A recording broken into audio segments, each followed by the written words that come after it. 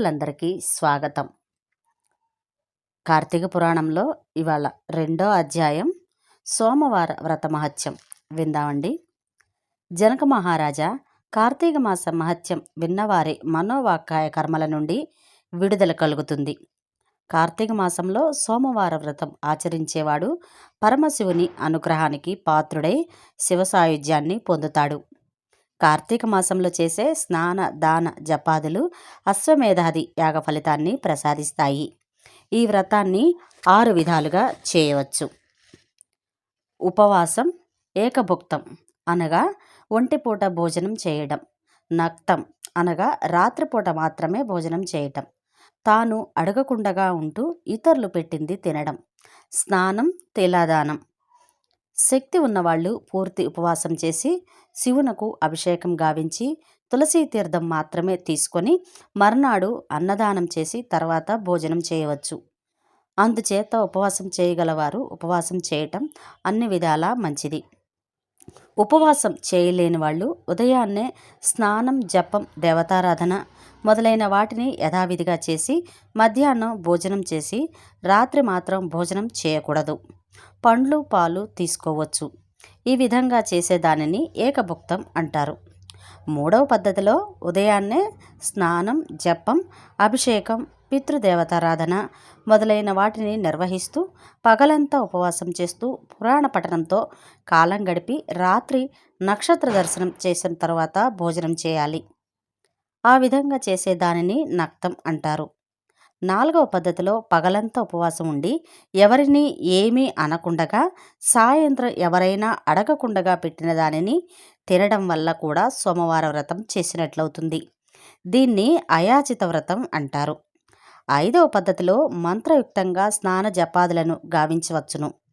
6వ పద్ధతిలో కార్తీక సోమవారం నాడు నువ్వులు దానం చేసినను వ్రతం చేసినట్లే అవుతుంది. నువ్వుల దానం వల్ల పాపాలు తొలగుతాయి. అందుచేత తిలాదానం చేయటం చాలా మంచిది.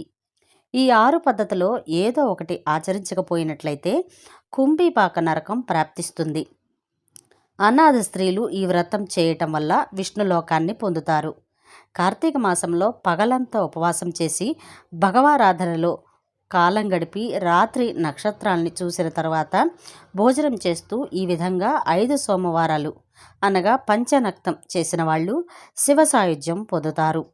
పంచనక్తం ఆచరించేవారు నమ్మక చమక సహితంగా రుద్రాభిషేకం చేసుకుంటే చాలా మంచిది. ఈ సందర్భంలో ఒక కథ చెబుతాను, విను. దీన్ని వింటే సకల కలుషాలు కరిగిపోతాయి.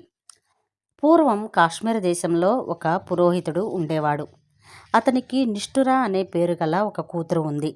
ఆమె మంచి సౌందర్యవంతురాలు. సౌందర్యానికి తగిన విధంగా సద్గుణాలు లేవు.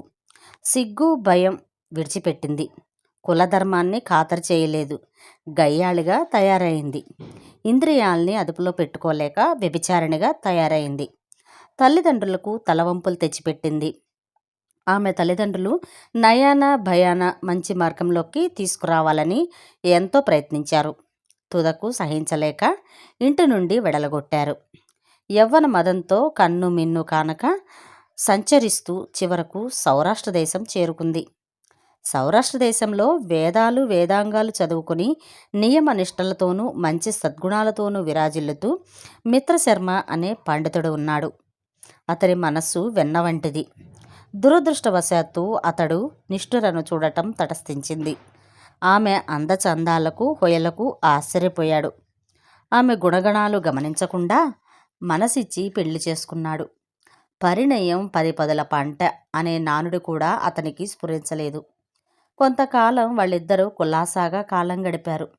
భర్త మంచితనాన్ని, దయార్ధ హృదయాన్ని నిష్ఠుర గమనించలేకపోయింది. పుట్టుకతో వచ్చిన బుద్ధి పుడకలతో కాని పోదన్నట్లు తన వ్యభిచార బుద్ధిని విడిచిపెట్టలేకపోయింది. ఆమె దుష్ట ప్రవర్తన అత్తమామలకు భరించలేక చివరికి కొడుకుకు చెప్పారు. మిత్రశర్మ తన భార్య మీద గల మమకారంతో ఆమెను ఏమీ చేయలేకపోయాడు. అభిమానం అడ్డు రావడం వల్ల ఇక చేసేది లేక అత్తమామలు ఇల్లు విడిచి వెళ్ళిపోయారు. అత్తమామలు ఇల్లు విడిచిన తర్వాత నిష్ఠురకు పూర్ణ స్వాతంత్రం లభించింది. ఆమె ఆగడాలకు అంతు లేకుండా పోయింది. ఆమె చేసే పనులు భరించలేక భర్త ఒక మాట అంటే ఆమె 10 మాటలు అనటమే కాకుండా దండించేది. తన్ను ఎంతో ప్రేమగా చూసుకుంటున్నాడనే ఇంగితం కూడా లేకపోవడం వల్ల, దయ అనేది ఏమాత్రం లేకపోవడం వల్ల భర్తను నానా హింసలు పెడుతూ ఉండేది. ఆ బ్రాహ్మణుడు పడరాని పాట్లు పడుతూ గృహస్థ ధర్మానికి ఎక్కడ లోపం వస్తుందో అనే భయం వల్ల ఆమెను విడిచిపెట్టలేకపోయాడు. అతడంత నిర్లిప్తంగా ఉంటున్నప్పటికీ తన స్వేచ్ఛ విహారానికి నిష్ఠురకు అడ్డుగా కనిపించాడు. భర్తను తన మార్గానికి అడ్డు తొలగించాలనే నిర్ణయానికి వచ్చింది. ఒకనాడు మిత్రశర్మ నిద్రపోతూ ఉండగా ఒక పెద్ద బండ తెచ్చి అతని తల పగలగొట్టి శవాన్ని నూతిలో పారవేసి ఏమీ జరగనట్లు నిశ్చింతగా విటులతో ఆటపాటలతో కాలం గడుపుతోంది. వ్యభిచారాన్ని వృత్తిగా పెట్టుకున్న నిష్ఠుర తన అండదండల కోసం కొంతమంది కులస్త్రీల మనస్సులు కూడా మలినం చేసి తన మార్గానికి తెచ్చుకుంది. ఆమెలో సదాచారం ఎంత వెతికినా కనిపించదు. ఇతరులను నిందించటం ఉగ్గుపాలతో వచ్చిన విద్య అయింది. కలలో కూడా భగవంతుణ్ణి తలచడం కానీ గుడికి పోయి రావటం కానీ చేయలేదు. భూతదయ పశ్చాత్తాపం ఆమెలో కనిపించవు. పండితుల్ని విద్యావేత్తల్ని వెక్కిరిస్తుంది, పరిహసిస్తుంది. కొంతకాలానికి ఆమె యవ్వనం పోయి ముసలితనం ప్రవేశించింది. అనారోగ్యానికి గురి అయింది. వీటిల రాకపోకలు తరిగిపోవటం వల్ల సంపాదన కూడా తరిగిపోయింది. అందం అడుగంటిపోయింది. ఆర్థిక సమస్యలు అందలమెక్కాయి. కష్టాలనే కారడవిలో కాలు పెట్టింది. ఆమెను చూచి చీదరించుకునే వాళ్లే కానీ జాలిపడేవారు ఎవరూ లేకపోయారు.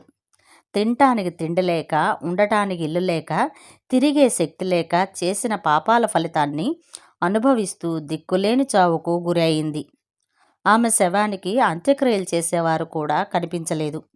యమదూతలు ఆమెను తీసుకుని పోయి యమధర్మరాజు ముందు విచారణ నిమిత్తం హాజరుపరిచారు. చిత్రగుప్తుల వారు ఆమె చరిత్ర అంతా విన్నవించారు.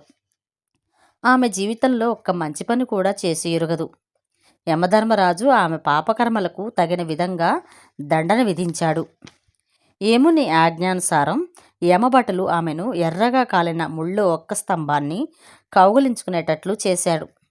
క్షణికమైన సుఖం కోసం వ్యభిచారం చేస్తే యమలోకంలో అనుభవించాల్సిన శిక్ష ఏమిటో అప్పటికి గాని ఆమెకు అర్థం కాలేదు. బాధ భరించలేకపోయింది. ఆమె తన భర్తను తల పగలగొట్టి చంపినందుకు శిక్షగా యమదూతలు ఆమె తల పగిలేటట్లు మోదారు. సలసలా కాచిన రక్తాన్ని నోటపోసి తాగించారు. కళకళా కాగిన సీసాన్ని చెవులలో పోశారు. పరనింద చేసి ఉండటం వల్ల నాలుక ముక్కలు ముక్కలుగా చేశారు. ఈ విధంగా అనేక బాధలు అనుభవించిన తరువాత కుంభిణీపాకం అనే నరకంలో తలక్రిందులుగా పడవేశారు. ఆ నరకాన్ని అనుభవించిన తరువాత భూమి మీద 15 మార్లు కుక్కగా జన్మించింది. 15వ జన్మలో ఒక కార్తీక సోమవారం రోజున దానికి ఎంత తిరిగినా ఆహారం దొరకలేదు. ఆ దినం కార్తీక సోమవారం అయి ఉండటం వల్ల ఒక బ్రాహ్మణుడు పగలంతా ఉపవసించి రుద్రాభిషేకం గావించి పురాణ పఠనంతో ప్రొద్దు గడిపిన నక్షత్ర దర్శనం చేసుకున్న తర్వాత బల్యన్నం బయట వేసి కాళ్ళు కడుక్కొని లోనికి వెళ్ళాడు. ఆకలితో నకనకలాడుతూ ఉన్న ఆ కుక్క బల్యన్నం చూడగానే దాని మీద కురికి తినడం ప్రారంభించింది. ఆ బల్యన్నం తింటూ ఉండగానే దానికి పూర్వజన్మ వచ్చింది.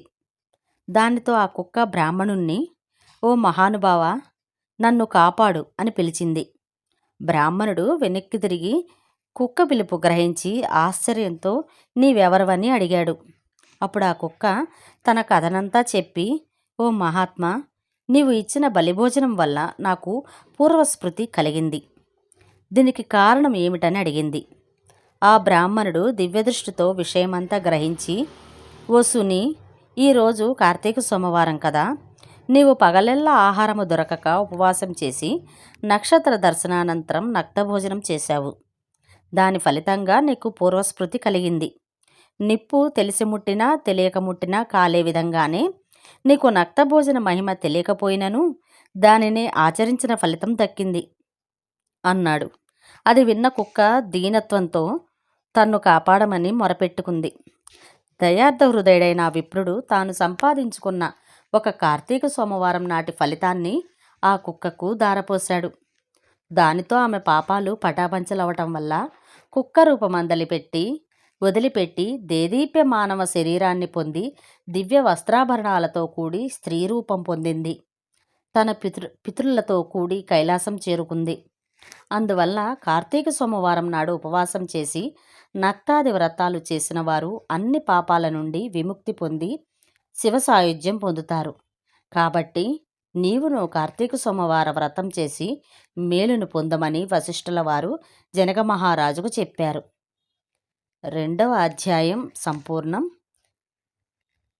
తర్వాత అధ్యాయంలో మళ్ళీ కలుద్దాం. Thank you.